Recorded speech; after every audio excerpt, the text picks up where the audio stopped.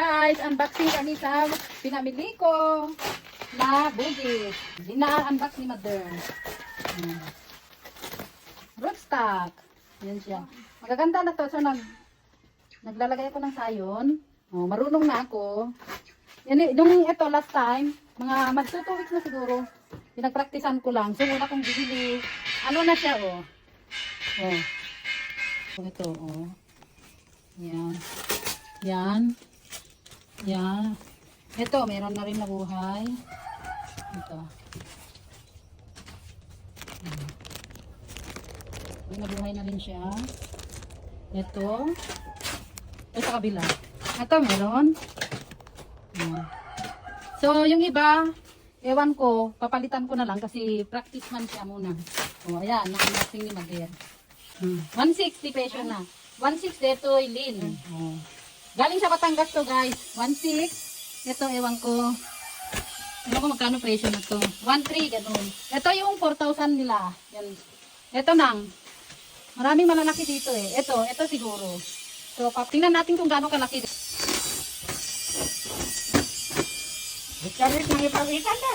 Oo, Victory. Pinadala ko sa Victory.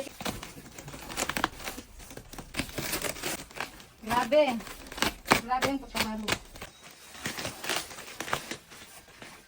Putan daw.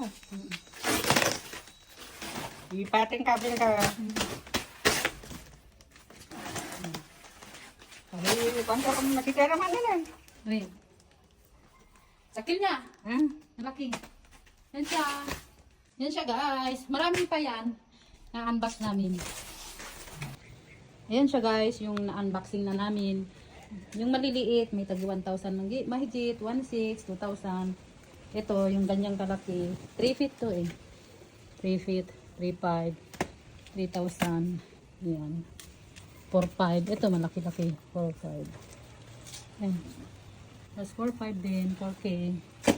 Yan. Gaganda siya. Ito rin, 4,000 plus din to. Maganda guys, malalaki na yung puno. Tapos gusto ko siya, may design. Yan. Ito. Mga 15 pieces lahat to. Yan. Kasi ito yung dati ko pang nabili. Yan. Buhay na sila. Ngayon, i-graph ko naman sila. Yan. Ito, nung pumunta kami sa Meraki, ito yung nabili ko. So, ito naman ginagraph ko. Ang gaganda guys. Mahilig kasi ako sa halaman. Ito yun siya. Diba? Napakagaganda. Kasi tatransfer ko na lang later on sa mga pot. Ay, marami kong malalaking pot. Doon ka ako kumukuha ng pang mga sayon. Pero mahirap kasi konti yung mga flower ngayon. Dahil ang init. Walang ulan guys. So ito yung mga natapos ko na. Oh, ito. May ano na siya oh. Ganda. Oh, di ba? Naging okay na. Oh. Nagpracticean ko lang siya guys. Ayan siya. Ito yung iba, inayos ko kanina. Marami na rin nabuhay. Yung una kong grafting. Ito, meron na din. Ayan guys. So, ayan mga bugis ko. So, tuloy-tuloy natin yung pag-graft para matapos na. Ito yung bago kanina. Ayan guys. Tuloy-tuloy natin ang ating pag-graft para mga ilang araw, mga 15 days. 10 to 15 days. Lalabas na ang kanyang mga dahon-dahon. Ganito. Pagbuhay sila. At successful yung ating pag-graft. Diba? Guys.